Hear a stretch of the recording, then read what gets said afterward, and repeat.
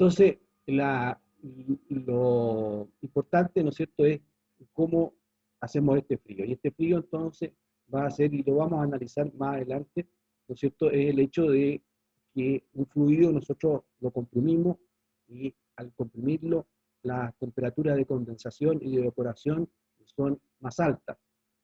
Después le quitamos presión y al tener una presión más baja, la evaporación o la condensación se hace a una temperatura más baja.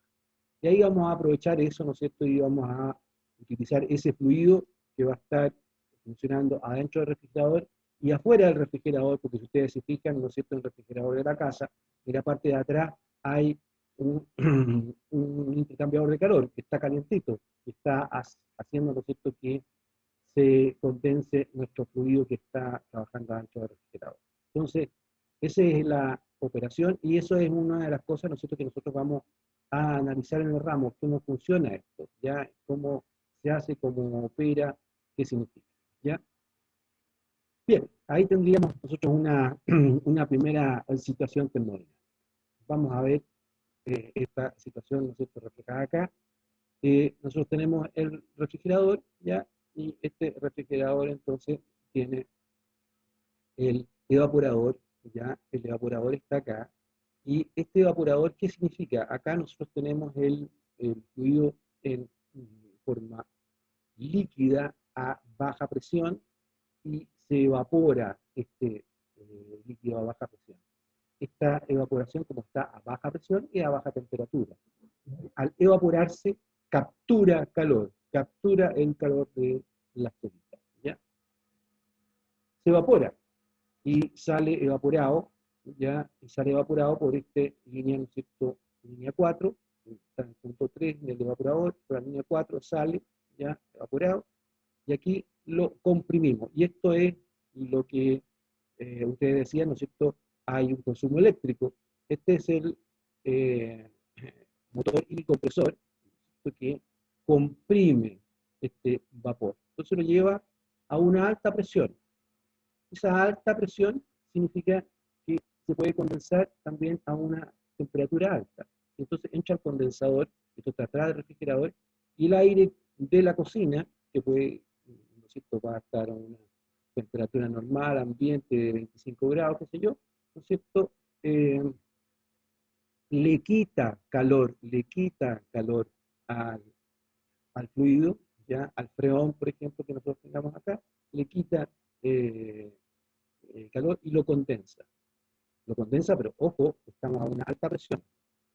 Entonces lo vamos a llevar con una válvula de estrangulación o con un tubo capilar, digamos, tenemos en este sistema acá.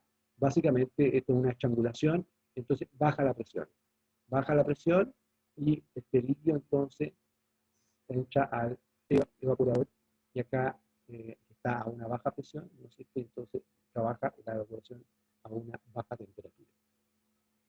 Esto mismo, entonces, lo vemos nosotros en este esquema de acá, ¿no es cierto? Tenemos nuestro compresor, tenemos nuestro condensador, la estrangulación o el tubo capilar y finalmente el evaporador acá, ¿ya?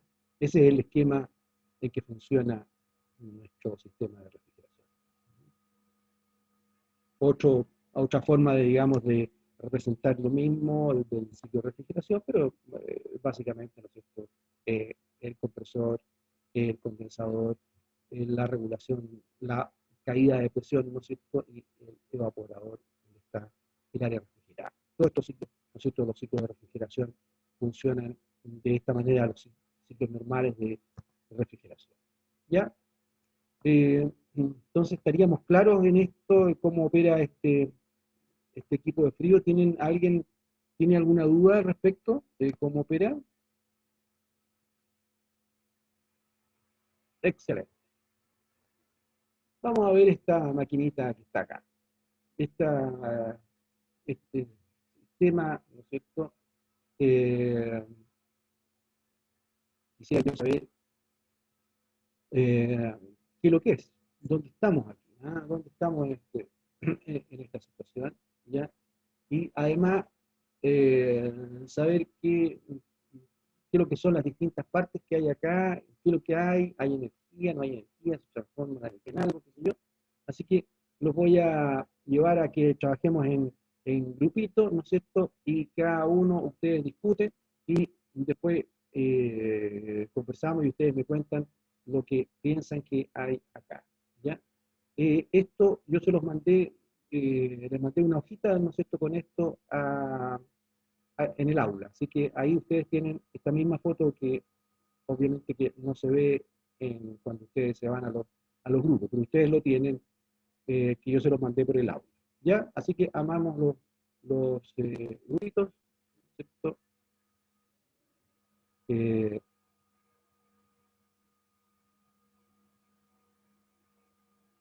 Vamos a hacer 6 grupos y ahí estamos.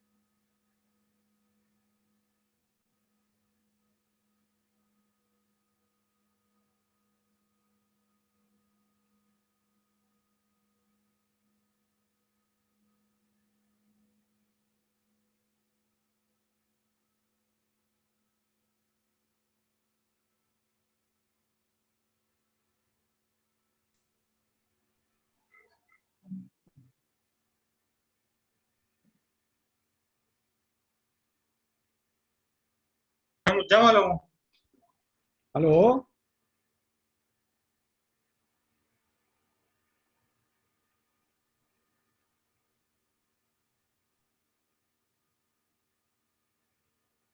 Que fue una consulta, eso es como un voto o algo así, ¿o no? Javier, ¿tú estás en qué grupo? Yo ¿Sí? estoy.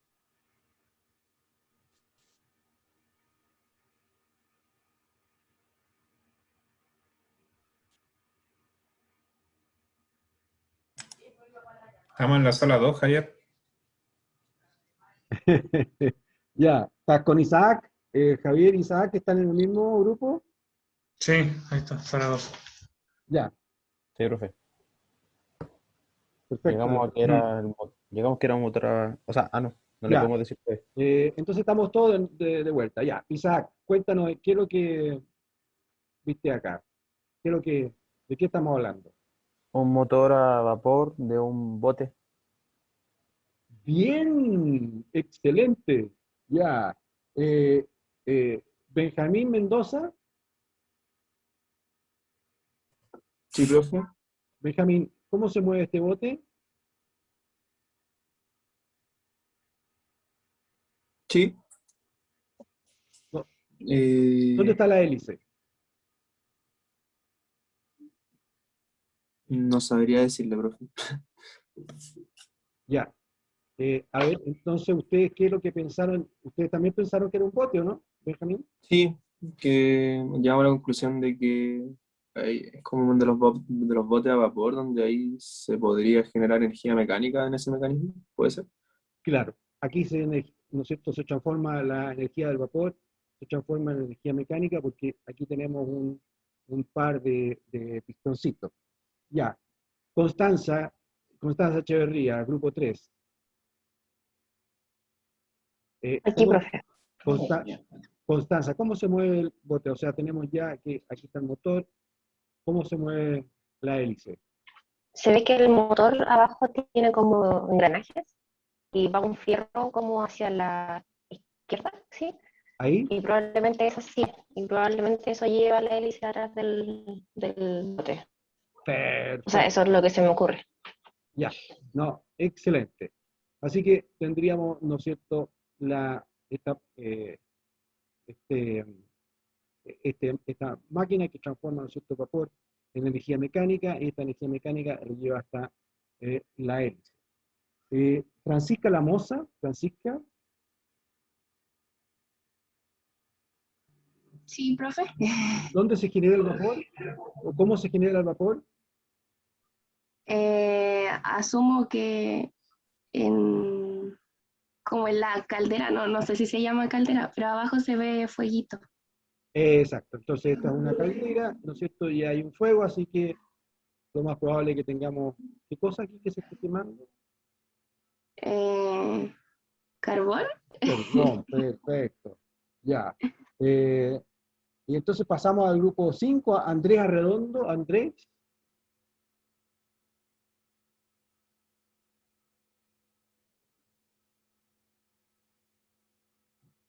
Sí, Arredondo. profe. Hola, oye, cómo se ve que tenemos nosotros suficiente energía en el vapor? Mm, Veo un medidor arriba que puede indicar eso. Perfecto, ahí tenemos entonces un manómetro, ¿no es cierto?, que nos indica que tenemos la presión del vapor. Ya. Y finalmente, Carlos Staplefield. Sí, profe. Carlos, ¿cómo sabes que esto es un bote? O sea, nosotros pensamos por, más que nada por la madera, parecía otro. Eso, lo que está ahí, ¿no es cierto? Ya. Excelente. Bien. Eh, Seguimos entonces viendo este botecito, ya. Ahí está entonces el bote. Y eso es lo que yo tenía tapado para que no fuera tan evidente que era un bote. Eh, y ahí está entonces eh, el equipo y está saliendo el humito del carbón. ¿Ya? Ahí, ese soy yo el que estoy ahí al lado del bote. ¿Ya? Bien, pues así que tenemos este otra transformación, ¿no es cierto?, de energía. También estamos pasando entonces energía desde el carbón a la hélice, ¿ya? O sea, estamos teniendo nosotros ¿no es cierto?, un balance de energía entre esos dos, entre el carbón, ¿no es cierto?, y la hélice que es el que mueve finalmente el bote, ¿ya? Entonces, ¿qué es lo que, o el origen, ¿no es cierto?, de la termodinámica es la necesidad de obtener el máximo provecho de las máquinas a vapor? Tenemos nosotros los combustibles, estamos gastando combustible, ¿cómo podemos aprovecharlo lo mejor posible, ¿no es cierto?, las máquinas a vapor? Obviamente que siempre vamos a estar moviendo materia, así que hay una relación, ¿no es cierto?, entre energía y materia.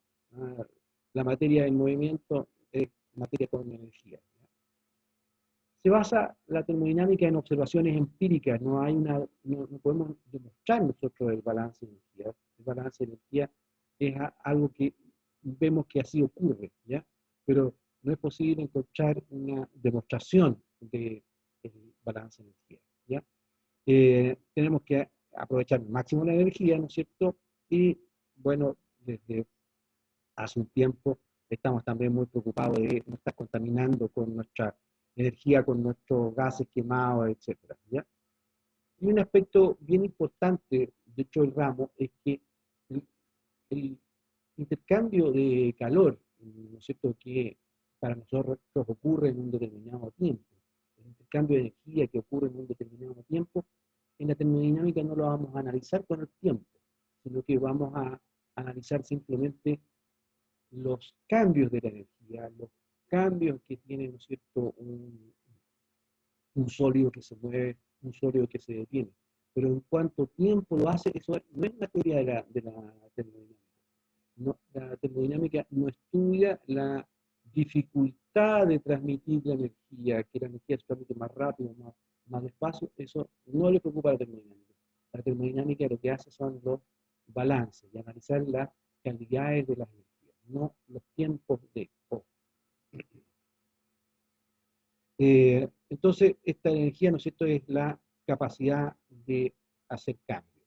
El vehículo en movimiento, la gasolina que se quema, ¿no es cierto?, tenemos energía cinética, que es la energía del movimiento, energía potencial, que básicamente se refiere a las alturas, energía eléctrica, y aquí vemos ejemplos, ¿no es cierto?, de la energía solar, que nosotros la podemos aprovechar con un panel, ¿no es cierto?, y este panel lo transformamos la energía solar en energía eléctrica y la metemos la energía eléctrica en una batería, ¿no es cierto?, y esta batería podemos hacer funcionar motores, lo que nosotros queramos hacer, operar con ellos.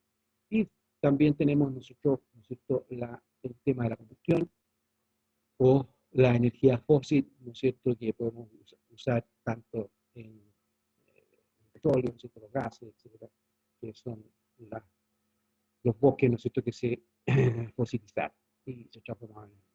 Tenemos distintos tipos de energía. Por otro lado tenemos lo que es el equilibrio, ¿ya? En el equilibrio todas las fuerzas se anulan, ¿ya? No hay, ¿no es cierto?, no detectamos nosotros cambios, se mantienen las cosas estables, ¿ya? Y en general tenemos la posibilidad de tener una situación de equilibrio estable o inestable, ojo, ¿no? Podemos estar, ¿no es cierto?, con una situación de este tipo, que claramente no es algo que vaya a permanecer en el tiempo, ¿no es cierto?, las bolitas sin mezclarse, a no ser que tengan una densidad distinta, ¿no es cierto? Pero nosotros movemos un poco este tarro con bolita y vamos a tener una situación de este tipo. O sea, el equilibrio, ¿no es cierto?, nosotros vamos a tener una espontaneidad en llegar a un mayor desorden, Si nosotros tenemos algo ordenadito así, ¿no es cierto?, lo natural es que nosotros tengamos esta situación de mayor desorden. Si nosotros estamos tirando ladrillos al aire, nunca van a caer así, ¿ya? O sea, que caigan así es una probabilidad en billones. Y lo normal es que caigan así, ¿no es cierto? Hay una tendencia al desorden.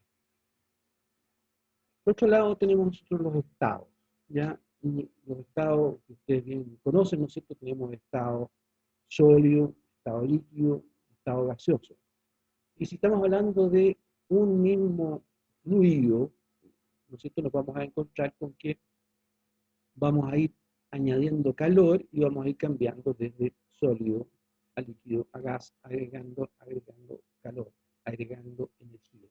Y también entonces se nos va aumentando la temperatura. Eso es, ¿no es cierto?, esta situación de estado, la situación, la condición física en que se encuentra un sistema.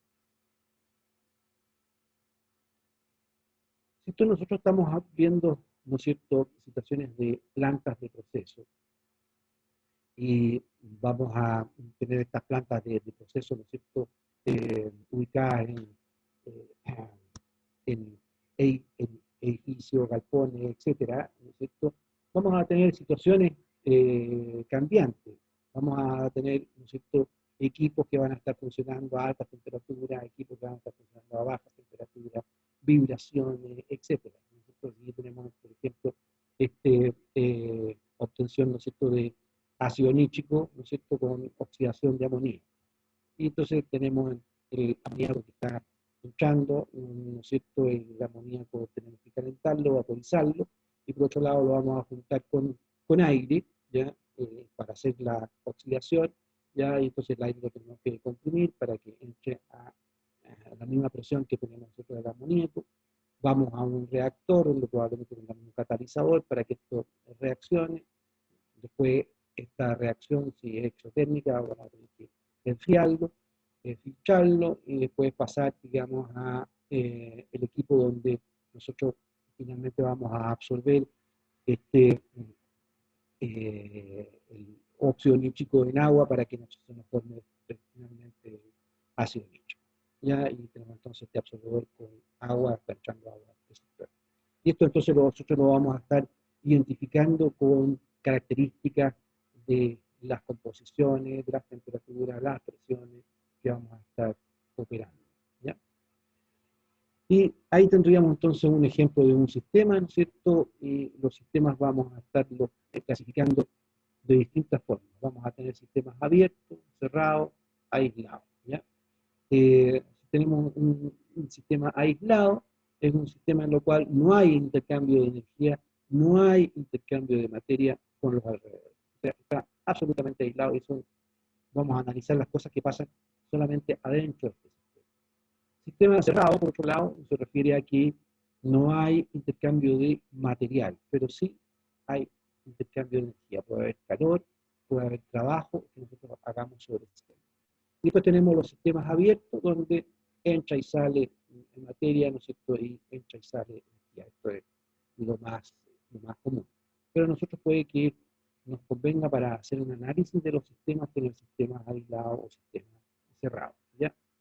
Y nosotros, como vamos a estar analizando nuestra realidad física, vamos a discrecionalmente establecer el sistema. Vamos a decir, mi sistema es esto y no esto otro. ¿Por qué? Porque en esto yo tengo, por ejemplo, todos los datos y puedo realmente hacer los cálculos bien, ¿no es cierto?, si tengo el sistema bien definido. Entonces, ojo, ¿no es cierto?, va a haber una discrecionalidad en este respecto cuando nosotros estemos analizando nuestro sistema. Por ejemplo, aquí tenemos un pistón, ¿no es cierto? Este pistón tiene el movimiento, etcétera, hacia arriba, hacia abajo, aumenta, disminuye la presión, y nosotros entonces podemos decir, mi sistema es el gas que está justo dentro del pistón, y ese va a ser nuestro sistema. Yo lo analizo solamente esta parte del sistema, ¿se fijan? Puedo tener un sistema más grande, ¿no es cierto?, donde, ¿qué es lo que tengo yo en este sistema? Está echando aire por un lado, ¿no es cierto?, está echando energía eléctrica por otro, y se me está juntando adentro del sistema aire a presión, ¿ya? Y yo puedo usar este sistema, ¿se fijan?, y puedo relacionar todo lo que estaba pasando aquí adentro con solamente esta entrada de aire y esta entrada de energía eléctrica al sistema. Si tengo un motor, ¿no es cierto?, que ya viene siendo algo más complejo, multiplicado con, ¿no es cierto?, entra aire, entra el combustible, se quema el combustible, etcétera, ¿no es cierto?, en mi motor, yo lo puedo simplificar, ¿no es cierto?, y tengo entonces entrada de aire, entrada de combustible, salida de los gases y el movimiento que genera, ¿no es cierto?, el motor, el eje que va a las ruedas que mueve el auto, ¿ya? Y entonces establezco, ¿no es cierto?, un límite de mi sistema. Puede que aquí, ¿no es cierto?, hayan pérdidas de calor hacia los alrededores, también puede, ¿no es cierto?, tener ese tema, y se simplifica, ¿no es cierto?, el análisis que yo tengo de esta forma. Después tenemos nosotros los ciclos, ¿ya? Y esto es lo más común que nosotros tengamos, ¿no es cierto?, motores en ciclo, caldera en ciclo, eh, refrigeración en ciclo. Aquí tenemos, ¿no es cierto?, un típico ciclo de refrigeración que ya lo hemos, ¿no es cierto?, ya lo hemos conversado nosotros, y que tiene el evaporador, el compresor, el condensador y la válvula de expansión, ¿no es cierto? Y tenemos, acá estamos tratando, ¿no es cierto?, de enfriar aire. Aquí tenemos el aire que está pasando por el evaporador y sale el aire frío. Pues imagínense, ¿no es cierto?, para una cámara frigorífica, ¿no es cierto?, para un frigorífico en concreto, ¿no es cierto?, que nosotros estamos generando este aire frío, ¿ya? Y tenemos nuestro ciclo, ¿ya? Se fijan acá, nosotros vamos a tener este fluido refrigerante que simplemente, ¿no es cierto?, no sale, no entra del sistema, pero es el que está sufriendo todos los cambios del ciclo. Y aquí tenemos dos variables, ¿ya?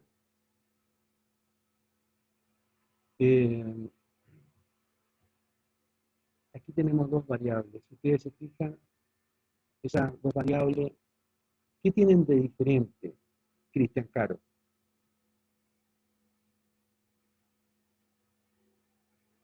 Cristian.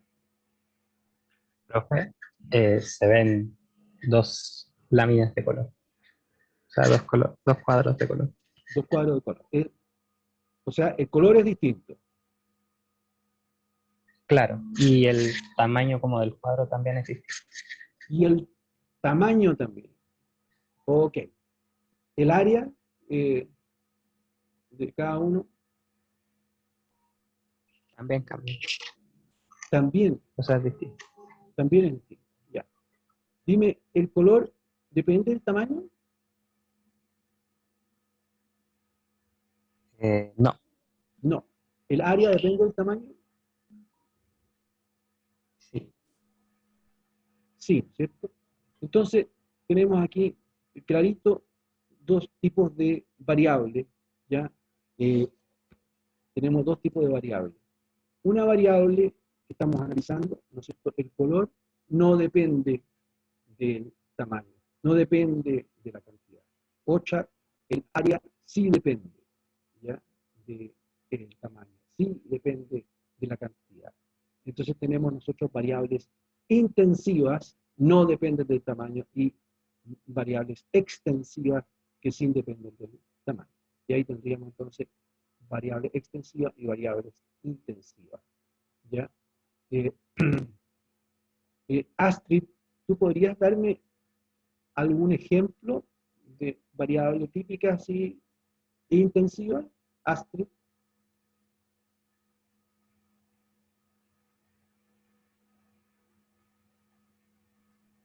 Disculpe, profe, ¿me podría repetir lo que eran las variables? Sí, nosotros tenemos variables extensivas e intensivas, ¿no es cierto? Y entonces yo quiero que tú me digas ejemplo de variables intensivas. No depende del tamaño. Variables físicas que nosotros estamos hablando todo el tiempo.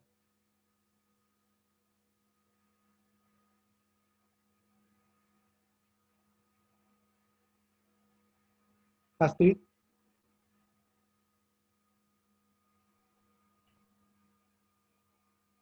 Em,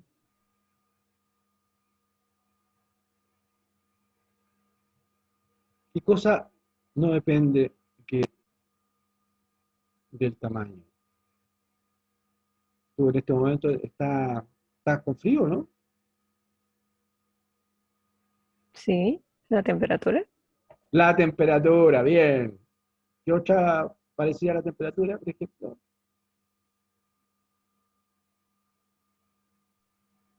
La presión. La presión, bien, ya. Y hay. Y extensivas, Luis Rojas, ejemplo de variable extensiva, dependen de tamaño.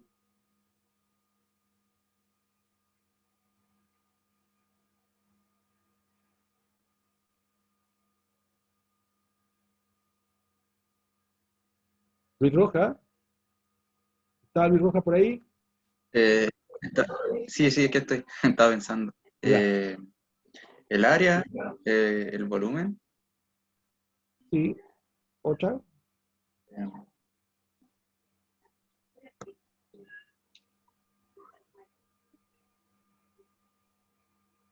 eh, no se me ocurre otra. La masa, ¿no es cierto? El peso puede ser. Claro, ya, pero básicamente es eso. Entonces, nosotros también para hacer los análisis, ¿no es cierto?, vamos a estar usando bases de cálculo. Entonces, las bases de cálculo van a ser absolutamente discrecionales, van a ser de lo que nosotros nos conviene, lo que nosotros tenemos los datos para formularlo, ¿no es cierto? Entonces, podemos decir, oye, lo que hay dentro de esta pieza. También vamos a poder decir, bueno, por lo que hay por unidad de masa, por unidad de materia. Nosotros tenemos este M con acento circunflejo, ¿ya? Por unidad de masa. También, también tenemos por mol, ¿ya? Con la S inclinada, ¿no es cierto? Y también tenemos por unidad de tiempo, ¿ya? M punto, ¿ya? Eh, entonces, eh, Diego Morales, ¿me puede decir acá, en esta ley de los gases, Diego, cuál está bien? PV con, eh, por, con la S inclinada igual a RT o igual a NRT. Esta ley de los gases. ¿Cuál de los dos será? E igual a RT porque la B con la S inclinada ya está dividida por la cantidad de moles. Perfecto, ya. No nos vamos a equivocar, estamos bien en esto. Listo, bueno, la temperatura, vamos a tener nosotros el comportamiento, ¿no es cierto?, eh, de la temperatura, es que las temperaturas se igualan, ¿no es cierto? Lo frío se junta con lo caliente y termina tibio. Eh, Eso vamos a tener el efecto de la temperatura, y las temperaturas, entonces vamos a estar trabajando en grados Celsius y grados Fahrenheit. Lamentablemente, toda esta cuestión de las unidades es un enredo y hay distintas unidades para todo, ¿no es cierto? Y tendremos entonces los grados Fahrenheit que se convierten en grados Celsius con esta fórmula que tenemos acá, ¿ya? ¿Y por qué? Porque las bases del Fahrenheit son distintas a las bases del Celsius, ¿no es cierto? Y 0 grados Fahrenheit está dado por una mezcla de agua, hielo y cloruro de amonio. Y la temperatura del cuerpo humano son 96 grados Fahrenheit. Entonces, tenemos ahí está la relación, ¿no es cierto?, entre los Celsius y los Fahrenheit. Y después tenemos el cero absoluto, ¿no es cierto?, que está dado por el cero de la escala Rankine, que es la que corresponde, ¿no es cierto?, al grado Fahrenheit, y el cero de Kelvin, ¿no es cierto?, que corresponde a los grados Celsius. Así que los grados Celsius más 273, ¿no es cierto?, nos da los Kelvin, y los Fahrenheit más 459 nos da los Rankine. Y ahí tendríamos nuestras escalas de temperatura, y si ustedes se acuerdan, ¿no es cierto?, en el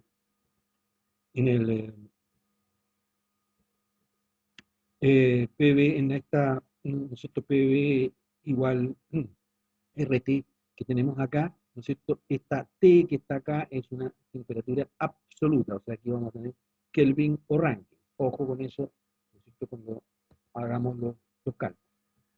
Ya, por otro lado, las presiones, son, ¿no es cierto?, los movimientos de las moléculas que impactan en las moléculas de gas, de líquido, ¿no es cierto?, que impactan en la pared, y eso significa una fuerza que se está aplicando sobre las paredes, y ahí tendríamos nosotros el tema de la presión. La presión es fuerza por unidad de área. Si estamos hablando nosotros del sistema internacional, estamos hablando de Newton, vendría siendo la fuerza, ¿no es cierto?, kilos, metros partido por segundo cuadrado, y el Pascal entonces va a ser los newtons partido por metro cuadrado. Pero este Pascal, que sería la unidad, que es la unidad internacional, es muy chiquitito, ¿ya? Así que se habla de el bar, que son 100.000 pascales.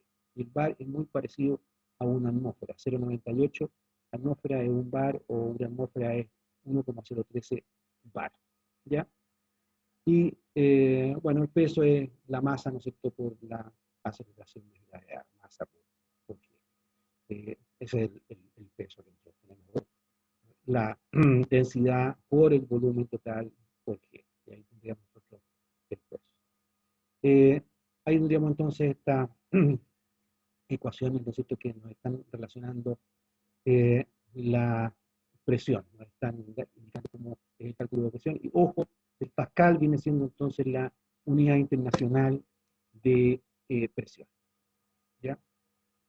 Entonces tenemos que medir la presión, ¿ya?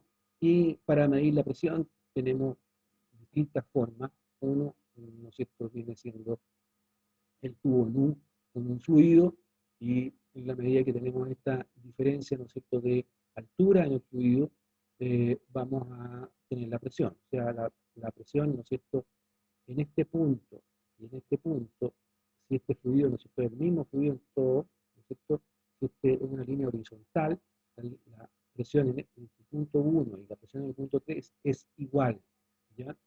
Entonces, si esta es igual, aquí ¿qué es lo que tenemos? La presión que hay aquí en el tanque, ¿no es cierto?, es la presión que está en 1, si es que tenemos un gas, ¿no es cierto?, no tiene importancia esta altura, y acá tenemos la presión de la columna de líquido, más arriba la presión atmosférica, ¿ya? Entonces, nosotros tenemos que la presión absoluta, ¿no es cierto?, de cualquier sistema viene siendo la presión leída en un manómetro, ¿ya?, más la presión atmosférica. ¿Por qué esto? Porque los manómetros normalmente, ¿no es cierto?, miden la presión que está sobre o bajo la presión atmosférica, ¿ya? No miden, digamos, presión absoluta, ¿ya? Y típico, nosotros tenemos un manómetro y otro tipo, digamos, de medición de presión es un tubo, ¿no es cierto?, nosotros hacemos un tubo con mercurio y lo ponemos, ¿no es cierto?, en este recipiente con mercurio. La altura que va a estar dada por la presión atmosférica van a ser, ¿no es cierto?, 760 milímetros, que van a corresponder a la presión atmosférica en Valparaíso, ¿ya? Bien, tendríamos entonces, y el típico manómetro es el que usa el tubo Bourdon, que es un tubo que tiene esta forma, de manera que cuando tiene mayor presión tiende a estirarse, tiende a, ¿no es cierto?, a moverse en este sentido cuando aumenta la presión. Y eso entonces nos permite tenerlo en un equipo donde hay una aguja que se va a mover en la medida en que el tubo, ¿no es cierto?, tiende a dilatarse, ¿no es cierto?, se mueve entonces esta aguja y nosotros la vemos en el reloj afuera, ¿ya? Profe, disculpe. ¿Sí? Ese tubo de Bourdon es hueco y se llena con el fluido en el que uno pone el manómetro, ¿no? Y eso lo estira. Claro, claro, básicamente, ¿no es cierto?, tú lo tienes aquí, lo tienes conectado, en esta parte está, ¿ya? Y esta parte es la que tú tienes conectado al estanque, por ejemplo, o a donde tú quieres medir el tanque con aire comprimido, ¿no es cierto? Esto lo conectas ahí. Entonces, ese ejerce la presión, ¿no es cierto?, y se estira. Eso es.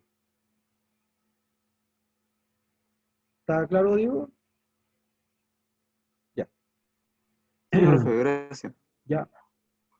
Y aquí tenemos distintos tubos Bourdon, ¿no es cierto?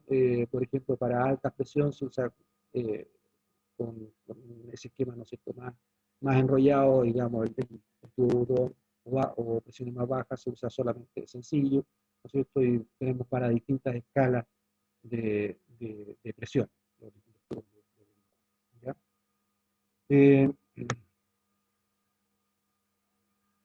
Y aquí tenemos el típico manómetro, ¿no es cierto?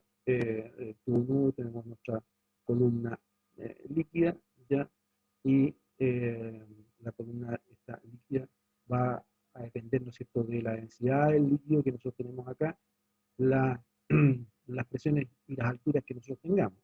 Entonces, si nosotros lo tenemos conectado al equipo que queremos medir la presión, ¿no es cierto? Sabemos que el punto 2 y el punto 1 tienen la misma presión, y aquí tenemos entonces el medidor, ¿no es cierto?, que viene siendo esta altura, y aquí viene a la atmósfera, ¿ya?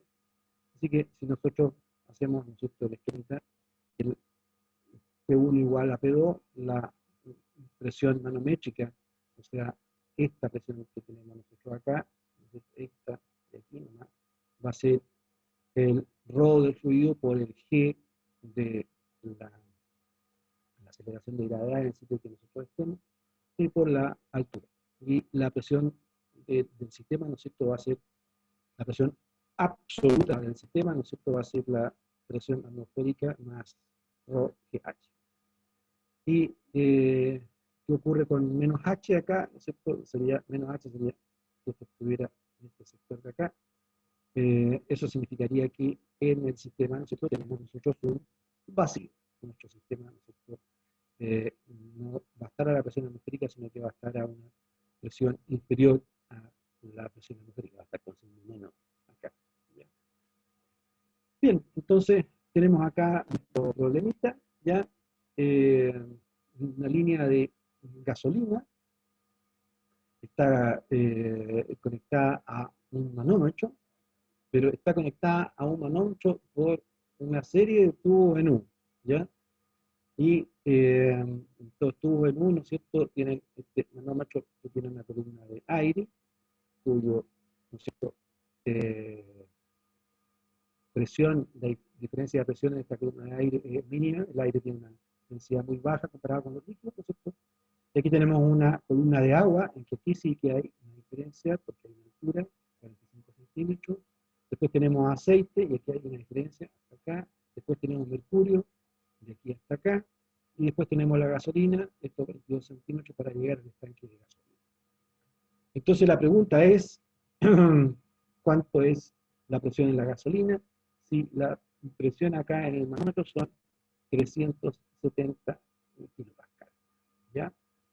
Así que, ¿qué datos, ¿no es cierto?, tenemos que tener? Bueno, para hacer el cálculo tenemos que tener el G, 9,81 metros por segundo cuadrado, y las densidades, ¿no es cierto?, de aceite 0,9, del mercurio 13,6 y la gasolina 0,7, pensando que el agua tiene una densidad de 1000 kilos por metro cúbico. Y esto entonces son las densidades relativas, ¿no es cierto? La gasolina, por ejemplo, tiene una densidad absoluta de 700 kilos por metro cúbico, que es 0,7 por 2000, ¿ya? Así que nos vamos a separar en grupo y ustedes van a calcular, por favor, la presión que tiene la gasolina. Yo les mandé la hojita, Profe, ¿no es cierto? ¿Sí? disculpe, ¿cómo se llama? Esos 70, ese 0,70 se multiplica por el 1000 para obtener la densidad de cada líquido. Exactamente. La densidad en metros por, Yeah. la densidad en kilos por metro cúbico. Eso. ¿Está bien? Claro. ¿Y esos 22 centímetros es de pura gasolina? ¿Lo último? Pura gasolina, sí. ¿Ya? Entonces mismo, hay que llegar hasta la base ahí de los 22. no, estamos preguntando la presión aquí adentro del tanque, adentro del tubo. Ancho del tubo, gasolina. Ya, gracias. ¿Ya? Ok. Entonces, ustedes tienen la hojita porque yo se las mandé, ¿ya? Así que vamos a hacer los grupos, los mismos grupos que teníamos.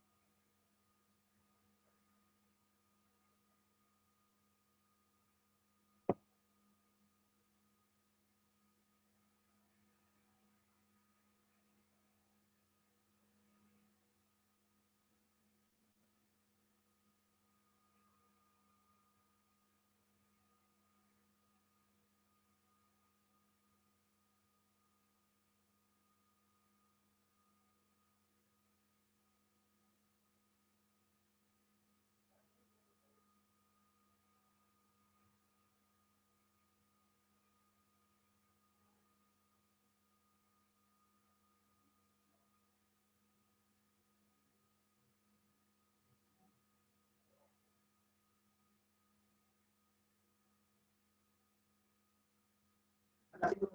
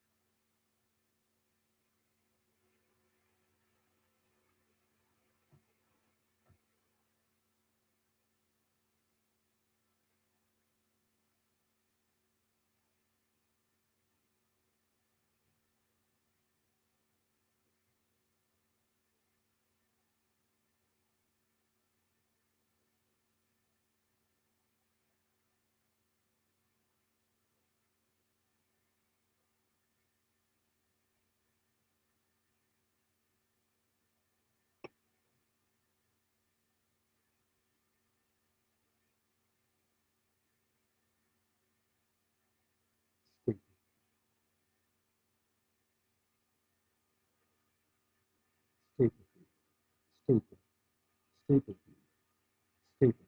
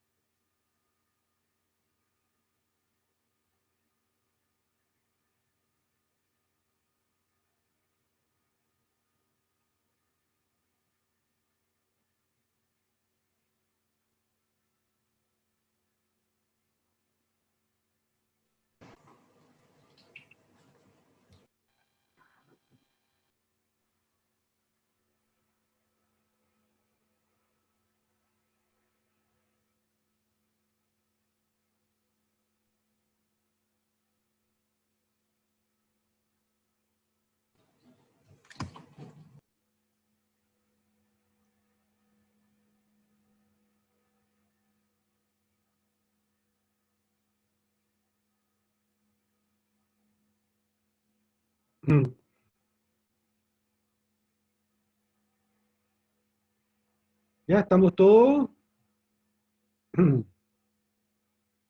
Ya, vamos a empezar entonces ahora al revés. Vamos a ir por el grupo 6. Carlos Steppenfield. ¿Sí, profe? Ya, ¿cuánto te dio? Que no terminamos. Lo que sí estábamos viendo, ir sacando las presiones, ¿Ya? como igualando por los puntos, y jugando ahí con cada fluido. Pero no alcanzamos a terminarlo. Ok, pero por ejemplo, si yo quisiera la presión en este punto, digamos, ¿cómo la calculo?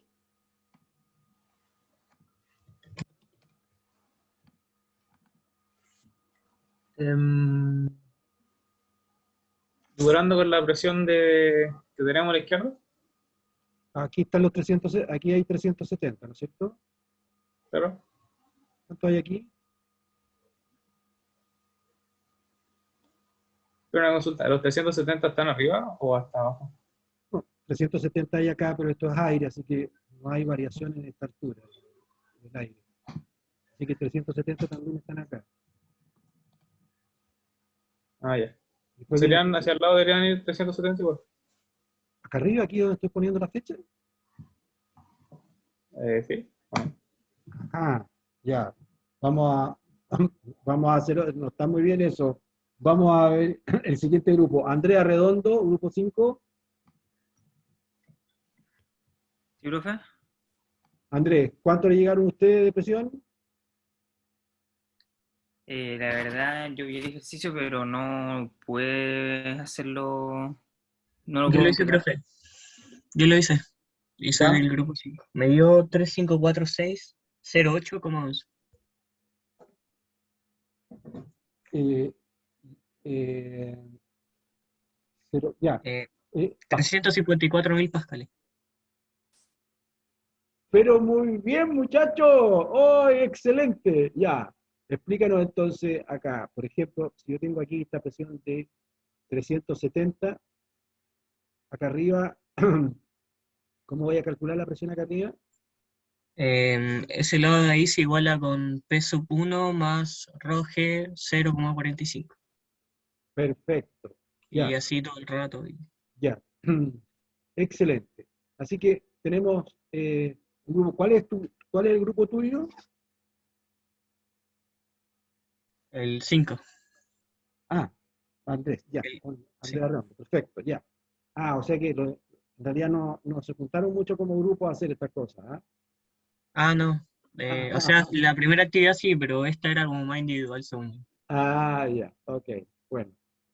Eh, excelente. Entonces, qué es lo que pasa? ¿No es cierto? Nosotros tenemos acá una determinada presión y la presión en este punto de acá arriba va a ser esta presión menos la altura de agua, menos el pH del agua. Después tenemos la presión en este punto de acá, ¿no es cierto? Va a ser esta presión que ya hemos calculado acá, más rho GH, ¿no es cierto?, del aceite que está en este sector de acá. Después con el mercurio, ¿no es cierto?, va a ser menos el mercurio, después la gasolina, menos la gasolina. Y así entonces vamos a hacer nuestro cálculo, y este cálculo entonces lo tenemos en la siguiente hojita que está acá, ¿no es cierto? Lo que yo estaba explicando, ¿no es cierto?, es la presión que nosotros sabemos y vamos restando o sumando, ¿no es cierto?, las distintas alturas para tener finalmente la presión de la gasolina. Y después entonces despejamos nomás y hacemos el cálculo con las densidades respectivas y tenemos finalmente que hacer, ¿no es cierto?, un cálculo para cuando estamos trabajando nosotros los ROS GH, nos están saliendo las cosas en pascales, y si lo vamos a llevar, ¿no es cierto?, a kilopascales, tenemos que todo este número, ¿no es cierto?, de acá vamos a tener que dividirlo por 1000 para que nos lleve a kilopascales y obtener los 354,6 kilopascales. ¿Ya? Y ahí tendríamos entonces nuestro resultado. Muy Muy bien, pues. Oye, ha sido un agrado tenerlos hoy día por acá. Nos estamos viendo el lunes y yo les voy a mandar entonces mi propuesta al aula con los lunes de 5:10 a 8:10, ¿no es cierto?, para hacer los certámenes de acuerdo a las fechas que tenemos que hacer calzar con las materias que se van pasando, ¿ya? Así que, muy bien, ha sido súper rico tenerlos en clase y hasta luego, que les vaya muy bien, tengan un rico fin de semana. Chao, Igual, chao. profe, gracias. Igualmente. Esté bien. Chao, Profe, profe. que esté bien. Profe, Cuídense mucho. Chao, Chao, profe. profe. Que vaya bien. Chao. Profe, Que tengan buena tarde. Chao. Cuídese. Chao, profe. Chao, chao.